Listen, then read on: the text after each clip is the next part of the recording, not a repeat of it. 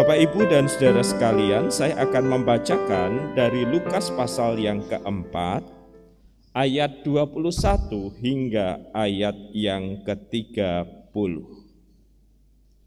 Lalu ia memulai mengajar mereka, katanya, pada hari ini genaplah nas ini sewaktu kamu mendengarnya. Dan mereka semua orang itu membenarkan dia, dan mereka heran akan kata-kata indah yang diucapkannya. Lalu kata mereka, bukankah ia ini anak Yusuf?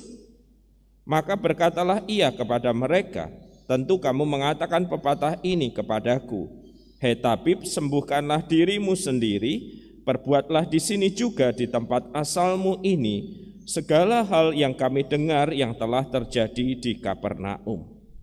Katanya lagi, aku berkata kepadamu, sesungguhnya tidak ada nabi yang dihargai di tempat asalnya. Dan aku berkata kepadamu, dan kataku ini benar, pada zaman Elia terdapat banyak perempuan janda di Israel ketika langit tertutup selama 3 tahun dan 6 bulan, ketika bahaya kelaparan yang hebat menimpa seluruh negeri. Tetapi Elia diutus bukan kepada salah seorang dari mereka, melainkan pada seorang perempuan janda di Sarfat di tanah Sidon. Dan pada zaman Nabi Elisa banyak orang kusta di Israel, dan tidak ada seorang pun dari mereka yang ditahirkan selain daripada Naaman orang Syria itu. Mendengar itu sangat marahlah semua orang yang ada di rumah ibadat itu. Mereka bangun lalu menghalau Yesus keluar kota dan membawa dia ke tebing gunung tempat kota itu terletak, untuk melemparkan dia dari tebing itu. Tetapi ia berjalan lewat dari tengah-tengah mereka, lalu pergi.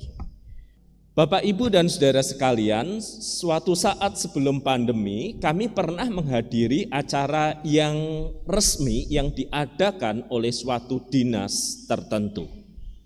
Dalam undangan yang diberikan tertera jam yang menjadi giliran kami untuk datang, dan pakaian seperti apa, dress code seperti apa yang harus kami gunakan.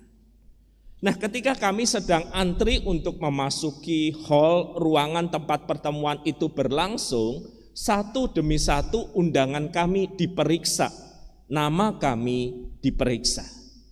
Proses itu berjalan dengan tertib dan teratur, tetapi dari pintu yang sebelah kami mendengar suara orang yang marah. Saya ini berhak untuk masuk ke tempat ini. Kalian tidak tahu siapa saya? Awas loh ya, nanti saya laporin kepada beliau. Satu nama ia sebut.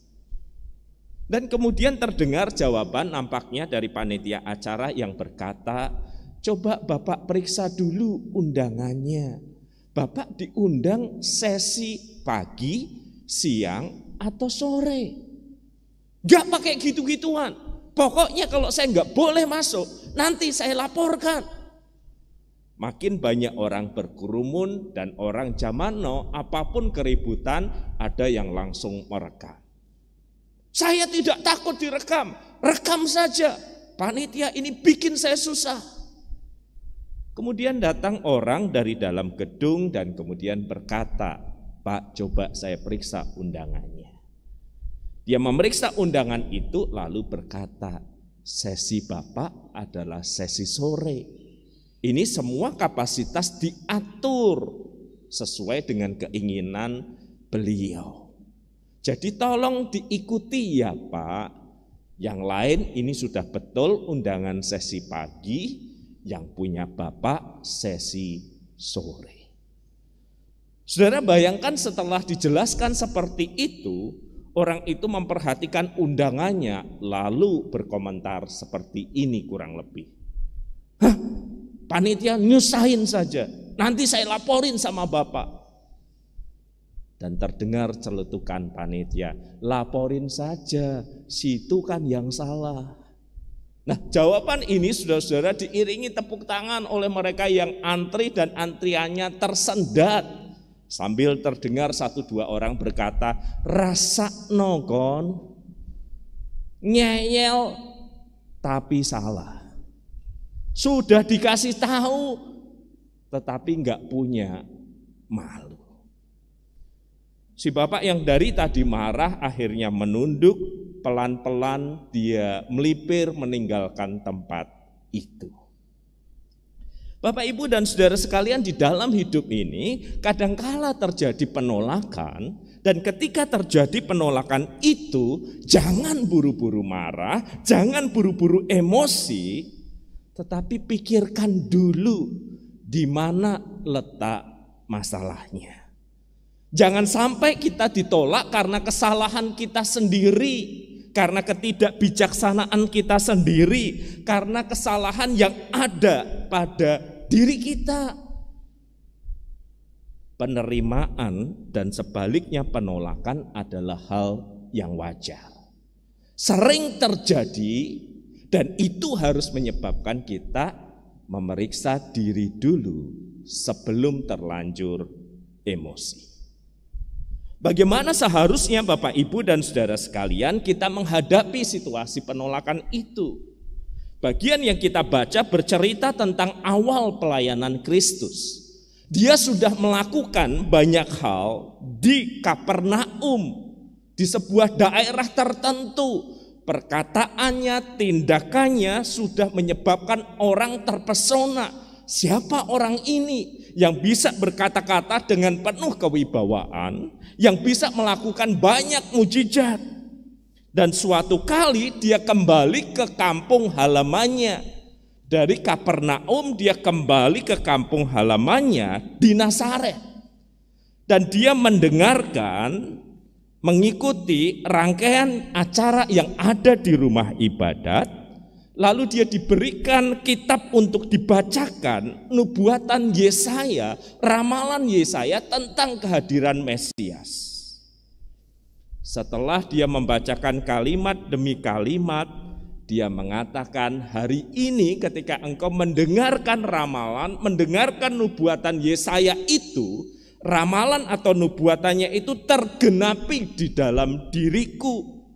Apa yang dikatakan Yesaya itu, bahwa roh Tuhan ada padaku, ia telah mengurapi aku untuk menyampaikan kabar baik kepada orang-orang miskin, memberitakan pembebasan kepada orang-orang tawanan, penglihatan bagi orang-orang buta, membebaskan orang-orang yang tertindas. Itu semua sudah terjadi di dalam hidupku. Nah, orang mulai berpikir, apa yang dia katakan nampaknya benar. Karena di Kapernaum ada banyak mujizat yang dia sudah lakukan yang menggenapi nubuatan itu. Tetapi di sisi yang lain mereka mulai berkata, bukankah dia ini anak Yusuf, tukang kayu itu? Jadi mulai muncul ada keraguan, muncul ada penolakan. Kamu boleh hebat di luar sana, kamu boleh luar biasa di sana, tetapi di sini engkau adalah anaknya Yusuf tukang kayu itu. Kami kenal keluargamu. Penolakan mulai terjadi. Mereka tidak lagi mempertimbangkan fakta yang benar itu, hanya berbasis pada ketidaksukaan. Nah, ini repot. Kalau orang sudah cenderung tidak suka, segala sesuatu yang dilihat jelek kan? Sama seperti curhat seorang teman yang membawa kekasihnya dikenalkan pada orang tuanya. Orang tuanya sudah nggak suka. Semua yang dilihat jadi salahkan. Kurang tinggi, kurang putih, kurang begini, kurang begitu. Pokoknya di mana sudah ada ketidaksukaan, segala sesuatu jadi salah. Mirip juga seperti kita ketika sudah merasa tidak suka dengan seseorang, semua di mata orang itu yang dipuji orang lain, bagi kita itu salah dan keliru. Itu yang terjadi pada waktu itu. Mereka punya data, mereka punya fakta apa yang Yesus lakukan di Kapernaum, di tempat lain. Tetapi mereka karena tidak suka, lalu segala sesuatu yang Kristus lakukan dianggap salah atau keliru. Lalu bagaimana Kristus menghadapi penolakan yang seperti ini? Penolakan karena ketidaksukaan. Penolakan karena latar belakang. tidak mampu lagi melihat fakta. Alkitab tidak mencatat bahwa Kristus kemudian lalu marah dan berkata misalnya, apakah aku perlu menurunkan api dari langit? Alkitab tidak mencatat lalu Kristus marah dan berkata, terkutuklah kalian yang telinganya tidak mau mendengar. Alkitab tidak berkata bahwa kemudian Kristus emosi lalu kemudian mengeluarkan kata-kata kutukan, sama sekali tidak. Alkitab mencatat bahwa di tengah pertanyaan dan penolakan itu, Kristus memperkatakan firman terus menerus. Dan dari bacaan yang tadi kita baca, kita lihat setiap kalimat yang dikatakan Kristus itu isinya firman Tuhan. Itu isinya kebenaran, bukan kemarahan.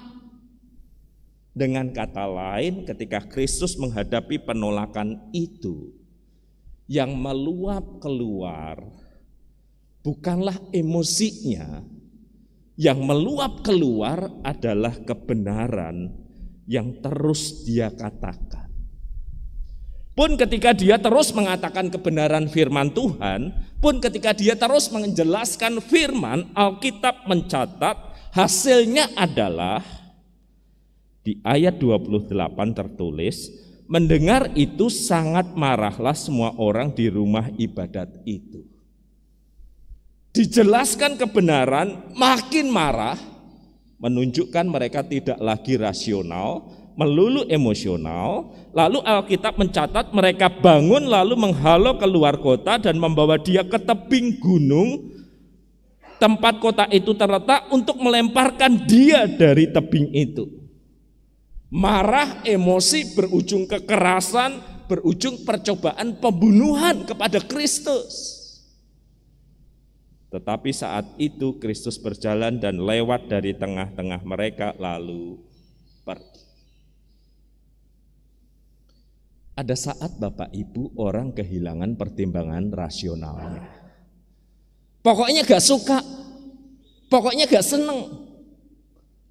Walaupun apa yang kita katakan itu benar, walaupun cara kita mengatakannya itu tepat, walaupun apa yang kita katakan adalah hal yang mengajak dia untuk mempertimbangkan kembali, tetapi ada saat di mana orang tetap menolak itu. Di dalam penolakan yang kita alami mungkin dari orang lain, tugas kita adalah tetap untuk merespons dengan kebenaran. Disampaikan dengan cara yang tepat, walaupun belum tentu hasilnya hal yang baik. Bisa jadi lebih marah lagi, tetapi setidaknya ketika kita merespons penolakan itu dengan kebenaran, itu menunjukkan siapa diri kita dan kualitas hidup kita. Malam itu saya hadir di sebuah acara tutup peti, acara kedukaan seorang kenalan yang bukan anggota jemaat kami.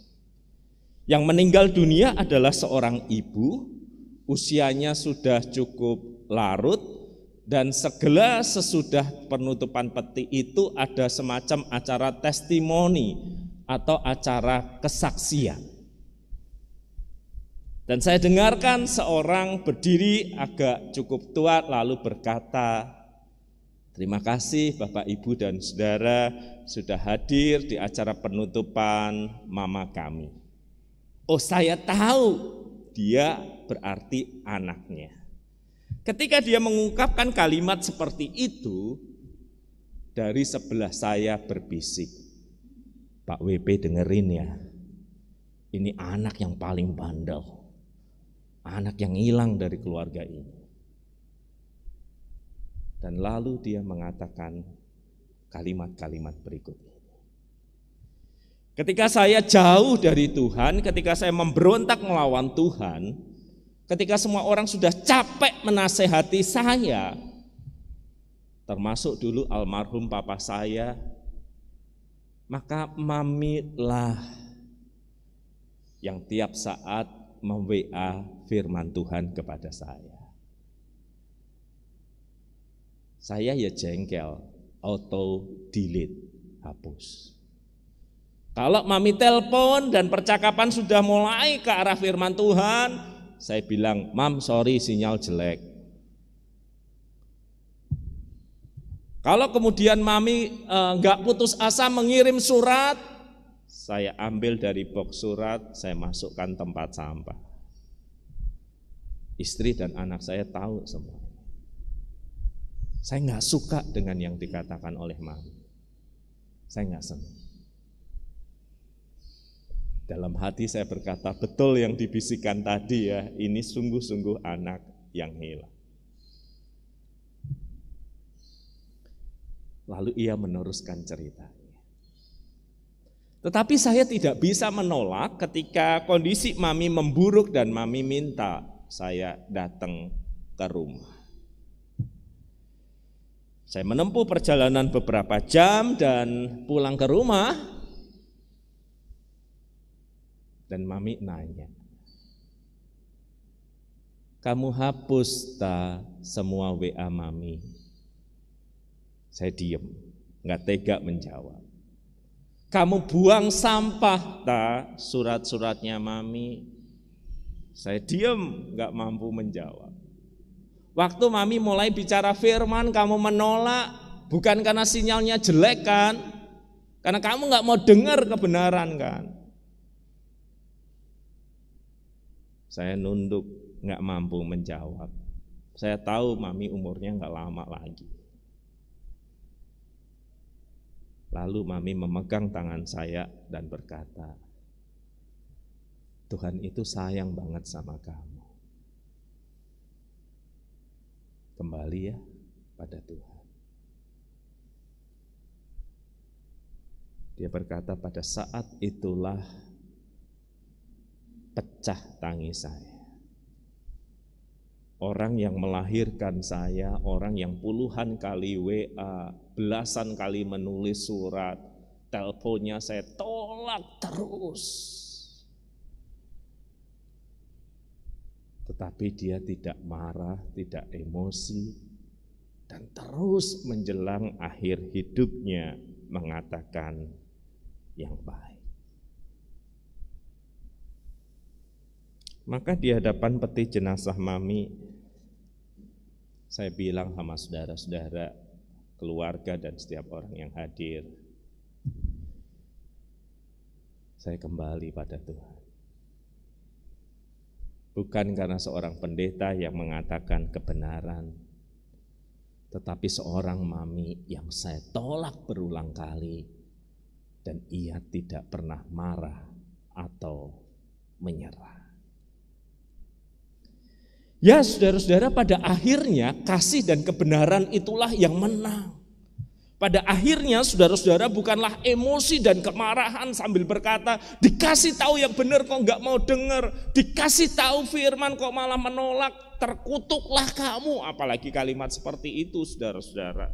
Pada akhirnya konsistensi bersikap di dalam kasih dan kebenaran itulah yang bisa menggedor hati seseorang yang sudah beku dan kaku, yang bisa menggawa kembali orang untuk datang kepada Kristus. Dan itu memang kadang butuh waktu karena kekerasan hati manusia. Dan itu mungkin tidak sekali jadi, tidak secepat yang kita bayangkan. Tetapi setiap firman yang ditanam dan dikatakan, begitu janji Tuhan, dia tidak akan kembali dengan sia-sia.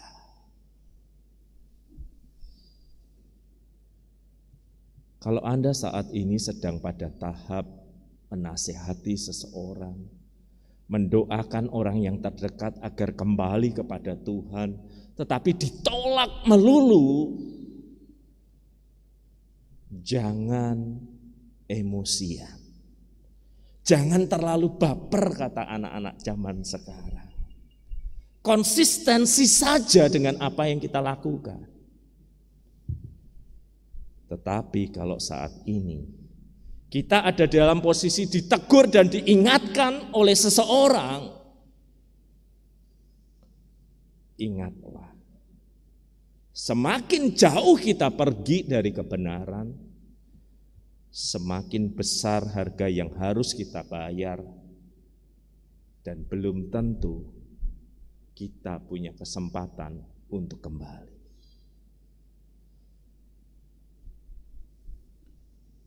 Mari kita memeriksa diri dan perjalanan kehidupan kita.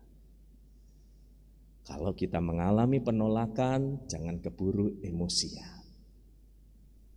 Tetap beritakan firman, konsisten di dalam kasih dan kebenaran. Tetapi kalau kita yang berulang kali terus mendengar peringatan untuk kembali, jangan keraskan hati. Sebab belum tentu kita punya kesempatan kembali, dan bisa jadi peringatan yang kita dapatkan itu adalah suara Tuhan yang terakhir dalam kehidupan kita.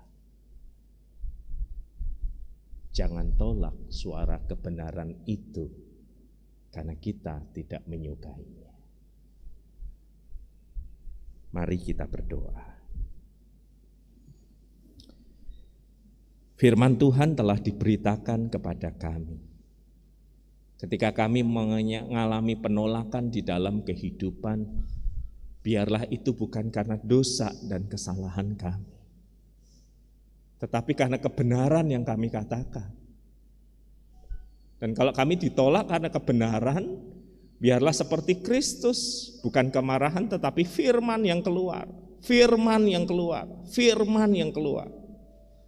Dan kami tahu firman yang kami sampaikan tidak pernah sia-sia, dia akan kembali membawa hasilnya. Namun kalau kami saat ini adalah orang yang diperingatkan terus-menerus ya Tuhan, Tuhan tolong jangan sampai kami mengeraskan hati kami. Sebab bisa jadi peringatan yang kami dengar adalah suara Tuhan yang terakhir dalam hidup kami. Beri kami kelembutan untuk kembali kepadamu. Dan biarlah suara kebenaran firman-Mu terus bergema dalam hidup kami. Kami berdoa untuk para orang tua yang sudah lelah dengan anaknya. Kami nggak tahu lagi apa yang harus kami katakan. Anak itu begitu keras dan membandel. Kami berdoa untuk suami atau istri, orang tua atau siapapun yang dekat dengan kami, yang kami harapkan kembali kepada kebenaran, tapi begitu sulit. Mohon Tuhan menjamah dan memakai kami. Terus berbicara kepada kami di dalam segala situasi kehidupan kami. Di dalam nama-Mu Kristus yang begitu mengasihi kami berdoa. Amin.